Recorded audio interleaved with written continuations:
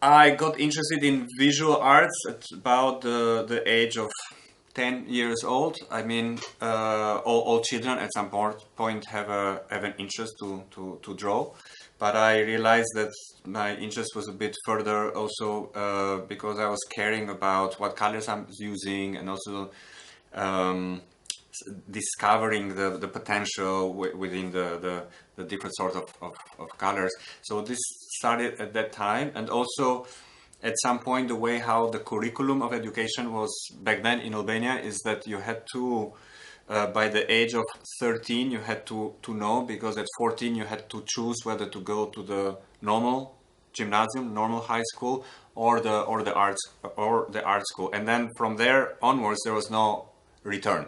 You could not change your mind afterwards. But because I got a really keen interest in painting, visual arts already at that age, I think since then it became very it gave me time to find out about how real my interest was for that. Of course, it's also a moment when we think of that time, that there was not really a freedom to express yourself. Now, of course, being a child, you are more or less forgiven towards certain things, but by the time I was 13, 14 years old, once you would enter in the school, there was no more a margin of the margin of error of what you could do outside the accepted form was getting thinner and thinner. Uh, Yet it had an interest because on one side one did not want to get totally dried by that very orthodox approach to how things should look or how they should be painted or represented. On the other side, the best way to save yourself from that was also to remain very attentive and about how things look. Like, therefore, be extremely curious, have sort of sharpen your attention to what you see and how you represent it in a realistic way, of course, because being realistic about it was also a very good defense, that you are not straying out of what was accepted, but you are not doing it formally, like according to the forms of social realism, but you are just doing it because this is what you are seeing. And I think this sort of uh, protection that comes from heightened visual alertness, it's something that maybe has helped me, and like I guess also other people from that time. Even after once one was free to express what one thought or sees or feels in ways which are either figurative or completely abstract, and also because over time there are no such strict frames as about what and how you can represent something. Still, this is what the French call l'air du temps. There is always the what is fashionable at a given moment. In this case, it's not some political superstructure that obliges you, but it's the taste of the time and how the society evolves and how the market, say, evolves, etc. And in that sense, this has been a very good school and for me to always remain very alert about how I see things, despite of what used to be back then what was allowed, or what is nowadays what is welcome, meaning what the society likes, what the how the discourses evolve, and what sort of shapes they like.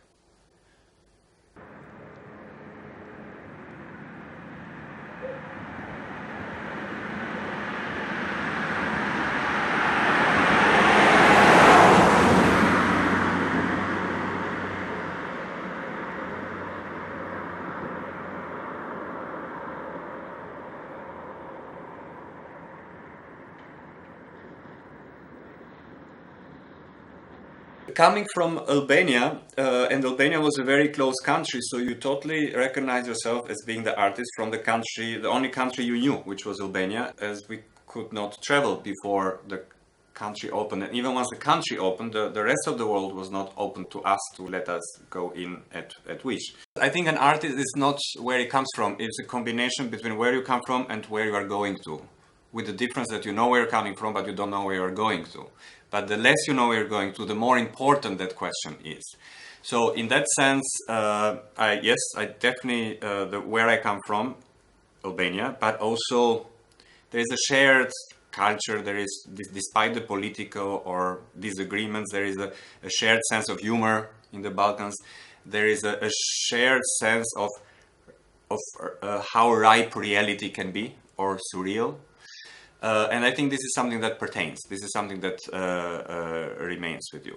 But then one has to also be careful, or it's something I realized very early on, is that when you come from what you call the suburbs, which the Balkans are to Europe, or the world, the whole world is to the, say, Anglo-Saxon civilization, in the beginning you are very welcome, because you come with what people think is this exotic thing, like you are bringing news from elsewhere, and all content that manifests what the elsewhere is very welcome. But as an artist, I was always very jealous about my own freedom, that it's not just about bringing news or about content, it's about the form you give to that content. So it's not about where I come from, but it's about what I make of it.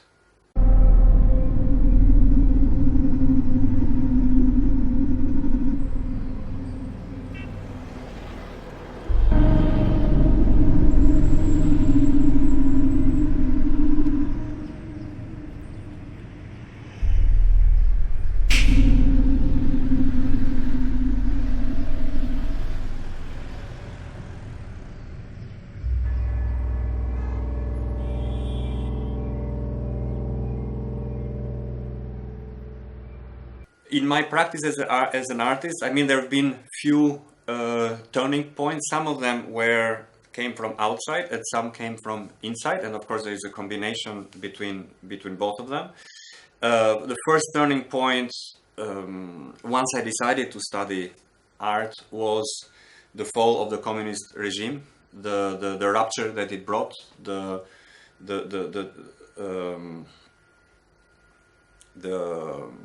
the way it changed the laws by which the society was abiding, the values of the society, the common imagination, the individual freedoms, etc. So that was one big moment. Another one was when I moved to continue my studies in Paris, because it did make the frame around me much wider. Which also, it had already been preceded by an interest in moving image, because this is how I did the diploma for the project of the diploma in the Academy of Fine Arts. However, once I arrived in Paris, I really continued my studies on video, and therefore there's this big change going from painting and fresco, which was something that I was really keen on while I was still studying in Albania, into video. And then within this new medium that allows for a total other way of developing your own thought and your approach, there are other sub-chapters which within my work as in itself are more important. One could feel them more in the work, which was in the very beginning, one of my earlier works is Intervista, which evolves a lot about language, Albania in this case. It's a film where I interview my mother, having found a real 60mm film where the sound is lost, but where one can see her present in the Congress of the Congressi Rinis. The equivalent would be like the Congress of the Communist Youth, although that was not exactly the wording of the thing. And also shortly after that, within the same reel of film, it's an interview that she's giving to the journalist. But the sound was lost, and then the finding of the sound, there's this almost like this archaeological approach, became the trajectory of what was to become the film Intervista, where not only I was able to find the content without finding the sound, but also by finding the words that that were said, that were pronounced in this interview. I also realized that it's not only about the content in language; it's also a lot about the syntax. It sounded unarticulated. So. And this started to make me think a lot about language as something which is not as transparent as it seems, but it can be rather very opaque, but you can only see its opacity the moment that something breaks, and something did break with Albanian language, like having to move so right on from the communist regime, where as a tool it served the propaganda, it served the way how the regime educated or controlled people, and then all of a sudden through the period of transition, like from one year to another, from one day to another. And of course the syntax could not flawlessly adapt to the change. So it both made me very interested in language, but also made me very aware of its opacity. And just to finish it more like a metaphor, in that case, syntax is like the glass of a window. When everything is fine, you see the view, but when something breaks, you see the glass. No. Bunur kuku. Bunur kuku. Bunur kuku. Bunur kuku. Bunur. Nu. Kuku. Bunur. Kuku. Bunur. Kuku. Bunur. Kuku. But then you realize also that language is a tool of power, not only in Albania, not only in a dictatorship, not in a certain kind of a dictatorship, but it can also be so in democracies, like how accent plays a role, how the way you speak, and be it English in England or English in US, or the way you speak French, and it tells a lot about where you're coming, it tells a lot about where you are within the structure of power, etc. But the first reaction I had to that, it was that a sense of distrust. So which made me more interested in taking sound altogether out of the films, which followed with a couple of short films like Uomo Duomo, when there is no sound, and then the sound came back, but no longer as language, but as sound.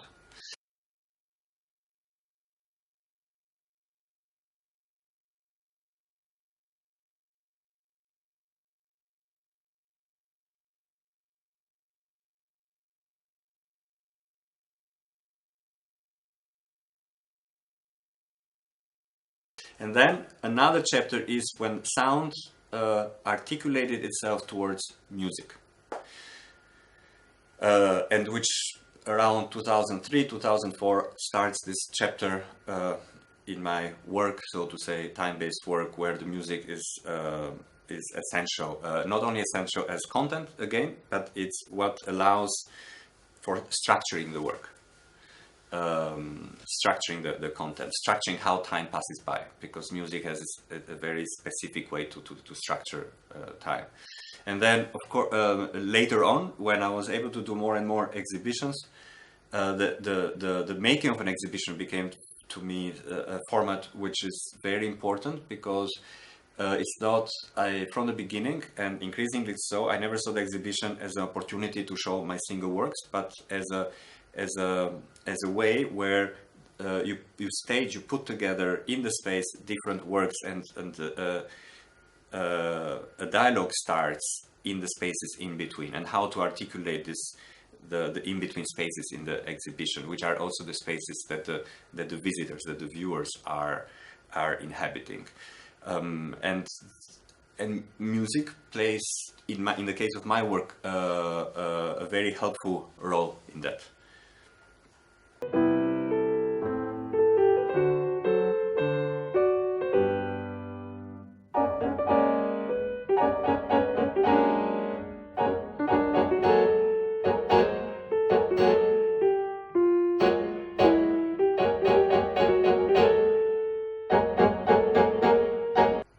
Well, in the beginning, it was properly speaking a relation to time. Like it probably the first time I was very aware of time and the time it takes was when I was working with fresco, because so that was when I was still in Tirana studying.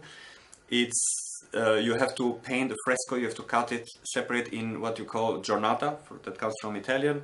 So this is the surface that you are able to paint non-stop during the day while you constantly keep it wet. And then the moment it dries, there is no way you can add more to it. And then the whole magic of it is how giornata after giornata, day after day, you bring in the pazzo to produce the fresco. So you are very much aware of time, the time it takes to the pigment, the time it takes to the liquid to dry, the time it takes you to express yourself and to reach the final saturation of the image within a day.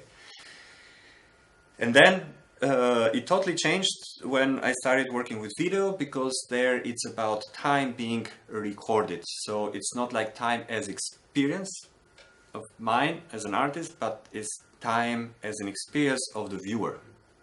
And me as an artist, like it was the case with Intervista, then you become aware of time as a way to structure narrative between things that happen before, now, and later, like it often happens in films, whether fiction or documentary. And Intervista, precisely so, there is a found footage, so there is a then moment and there is a present moment when the film is being shot, but also it's the future I'm talking with my mother and we are concerned about. But then there is the moment that music came in, then there is no more past, present, and future clearly separated like language does, because it has different tenses. In the music, you are within what I like calling the present moment.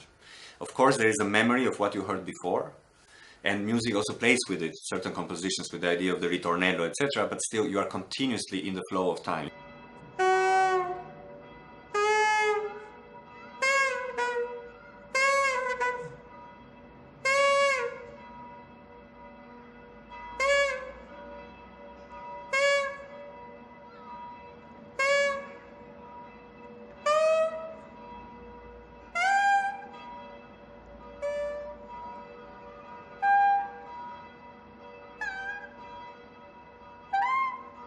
Yeah, I mean, first Bruno Pizzul, it was probably it's no longer known to the younger people in Italy nowadays, but when I grew up in Albania, one could see sometimes up to a certain point, I believe, things which were not necessarily political, like a sport. So, or they would retransmit an international football match by taking it from Rai and therefore the sound of to some extent I grew a little bit with the sound of Bruno Pizzul. In the same way, there's probably you or a previous generation grew with that sound, and of course then there is this crossing in time between his sound, which is like it brings me so many memories of the past, a memory of a sound which comes from somewhere we didn't know or we couldn't know, but it's also telling you for about things that you see, which was like a football match.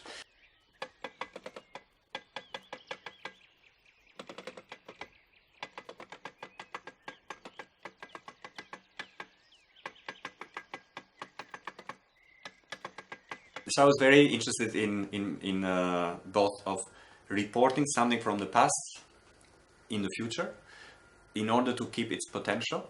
I liked playing with the idea of this possibility that Argentina did not just, or a country from somewhere out there did not just only win once against England, but it could constantly do so as long as one reported the facts in the future.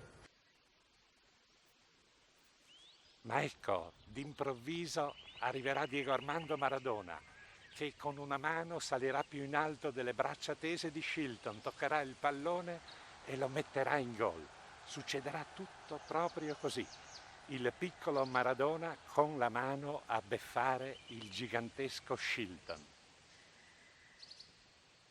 Yeah, absolutely. In the case of The Clash, which combines both a music box and the barrel organ when I worked on it, but also what I believe comes out of the film is in this combination of these two musical instruments, which not only predate punk music, but they are like centuries before it, and they are also you just can't associate one to the other, because punk is so much about energy and it's so little about melody, while music box and barrel organ are so much about the melody. They have a way that they are like their architecture, their organism is such that it's not the way they bring in melody automatically makes it sound like something from the past, because of the characteristics of their sound. So I was interested in blurring or mixing up or bringing trouble to this relation between what comes first and what comes after. Because having done the film in the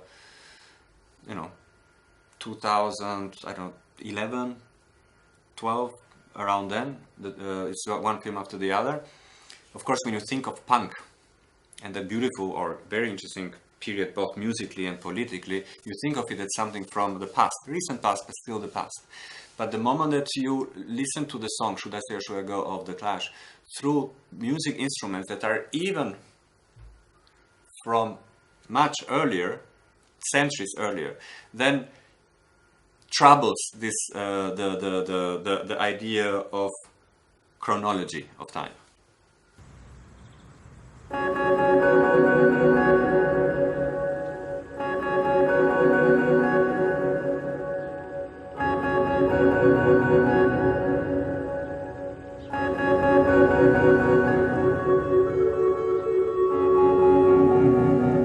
It's also true to say that, especially in both cases, because it's about turning, and the turning gives the pace, gives the rhythm, especially in Tlatelolco Clash that I shot in Mexico. Also, the place that I choose, it's a place which is very rich in its meaning, historical meaning, because it's the square of Tlatelolco, where not only it was the last place where the Aztecs lost against the Spanish, against Cortés, it was also the place where the students were killed just before the World Cup by the military and the police. There's also the place of the infamous earthquake that followed. So a lot of the buildings that you see around, some of them exist and many of them are no longer there.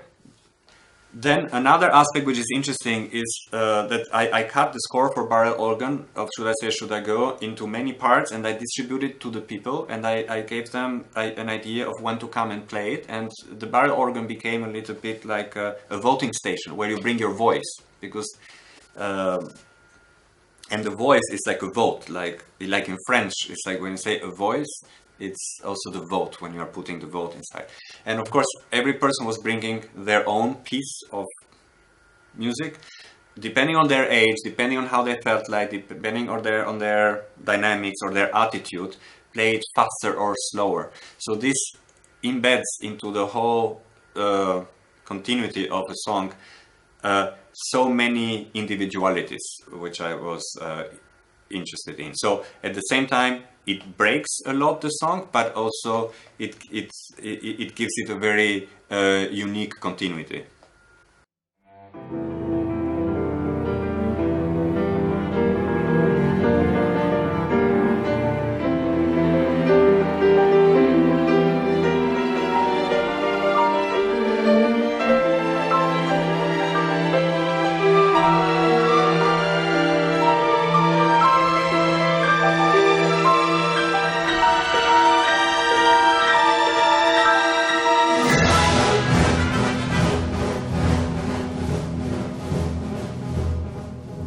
Well, I think I'm very interested in the how the body remembers, how the body takes in and repercutes events, and the choreographies that come from it.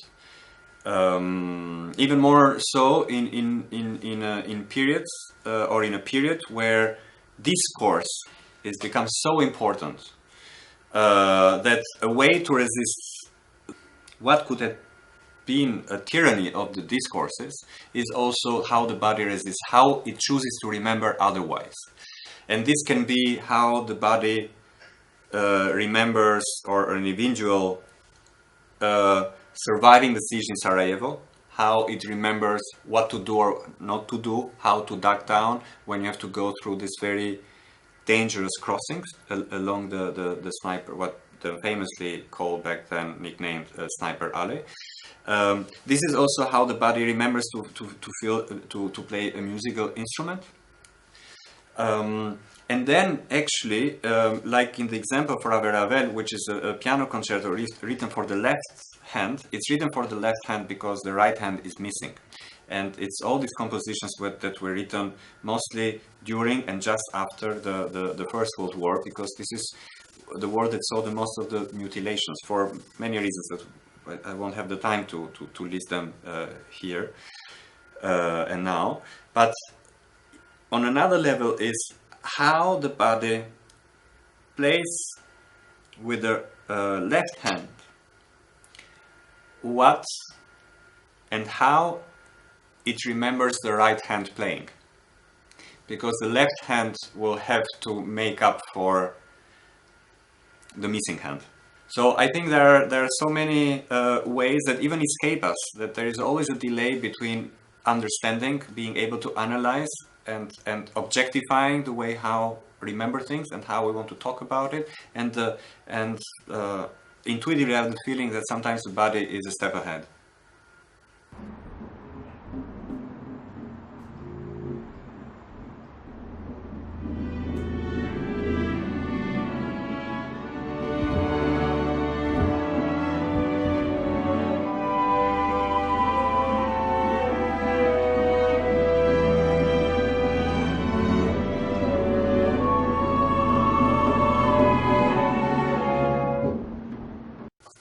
Well, the difference between the last resort, which also employs musical instruments such as drums, but the difference is that it's not a human being playing them, but they're like custom-made drums, meaning that they play by themselves. And in the case of the last resort, they are all suspended, like a suspended orchestra, which each of them being suspended upside down. Now, again, it's a very musical piece. It's based on Mozart's clarinet concerto that he composed around 1791 or 92, which also is maybe like a year before the Marseillaise was composed. So yes, there is a historical time, not only because it corresponds to what is the golden age of enlightenment, which meant that in the Western civilization it's about certain notions that did not necessarily exist before or were not as spread before among the average men and women, which is a certain sense of acknowledgement of the other, a separation between the secular and the religious, the fact that the artist is considered like the idea of the genius, or the idea of the artist being this individual, the fact that the human as the individual takes an importance and is outside of the religious and outside of the hierarchy of the aristocracy, and so this is a very important moment. But at the same time, it's because of this newly found self-esteem in the individual and in all these progressive thoughts. It also corresponds, such clarity produces a blindness, because the moment that such high ideals of enlightenment reach to other shores or other ways of life, I think we also know clearly today how they brought the ravage, how they ravaged other ways of other cultures, other ways of life.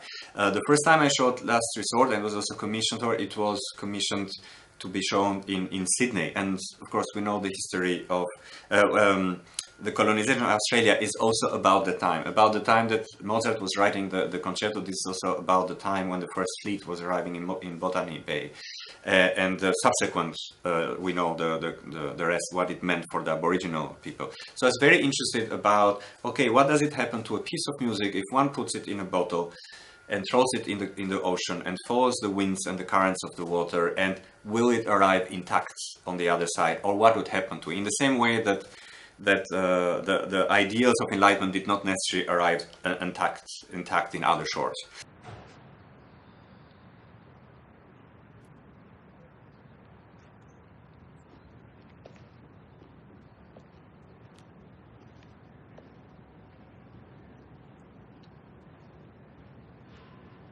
Yeah, absolutely. That's why I mentioned 1395 Days Without Red before, because it's about it's a fiction in a way, because but it's still based on a reality. It's based on what it meant during those 4 years of the siege for people to carry on with their life, what it meant to go somewhere, and once you made it, it still meant that you had to go back.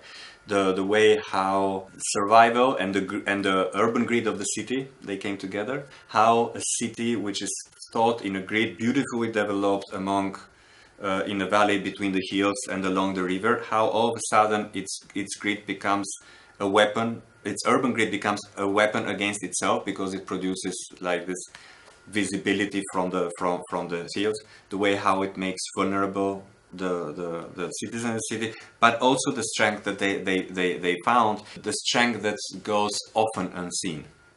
It was like how to reflect the impact of a geopolitical situation, of a heightened risk, on music.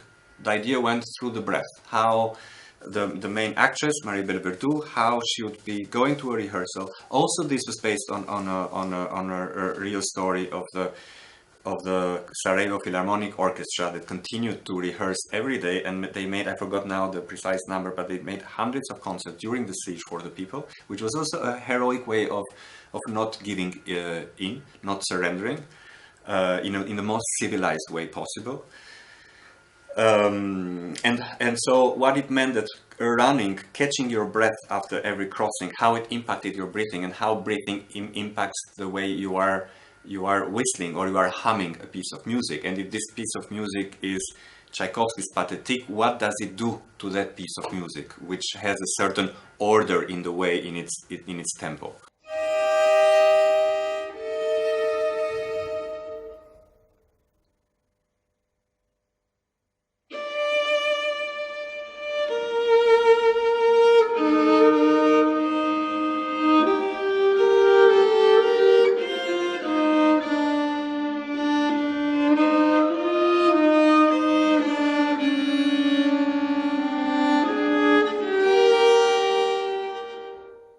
In If and Only If, which is also explains the idea of the algorithm, is this biconditionality of it, of two things that are dependent on each other. So the fact they are dependent on each other, it means that none of them comes first. So time and space, they are completely bound into it. And in a less abstract way, my aim was how the elegy, which normally in normal recordings is between 5.5 and 6 minutes, depending on the interpretation of the musician, how to make it last as long as it takes a garden snail to go from the beginning to the very end of the viola bow.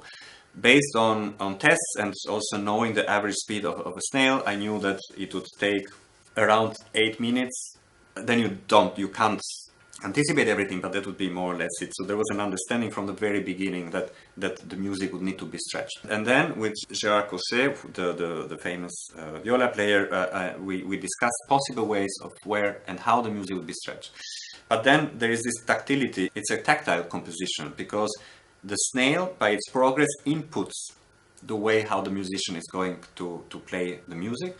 The musician, Gérard, he has to take in account the position of the snail, at some point 2 snails in the film, to make sure that through his choreography he is turning the bow in such a way that it does not hit the shell of the snail when it goes over the strings. So all this is like a continuous negotiation, and this sort of heightened alertness, which is part of a continuous negotiation, it's something which I think it's very present in my work, whether it's with Long Sorrow, with the saxophone player who is suspended, whether with If and Only If, and in a certain way also with 1395 Days Without. Although it was written before, but it was again how the grid of the city impacts the breath, for example, and how the breath impacts the duration of a piece of music. In this case, it would be how the progress of the snail impacts the execution of the music by the viola player. So it's interesting in this conversation, because we just went from 1395 Days to If and Only If, but in a way it's both, in a certain way, are like road movies. Road movies which are made of encounters.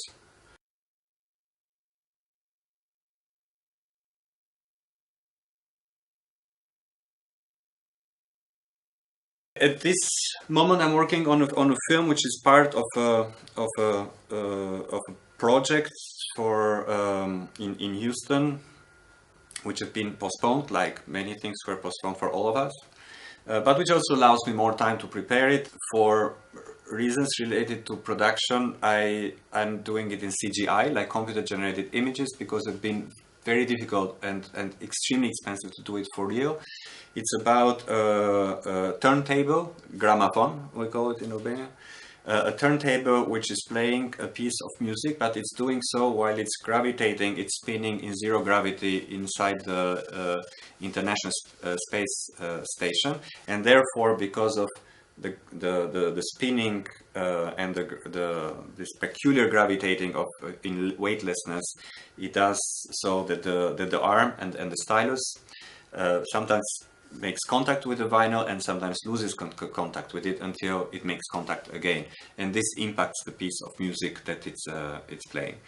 And it's based on a piece of Olivier Messiaen called Quartet for the End of Times, and the movement within this piece, which is called The Abyss of the Birds, which is for a clarinet solo, but it was rearranged both for the reason of producing a new continuity or a new chronology, depending on making contact and losing contact between the stylus and the vinyl, but also it's no longer a solo in the end of the world, but it's a duet between a clarinet and a saxophone.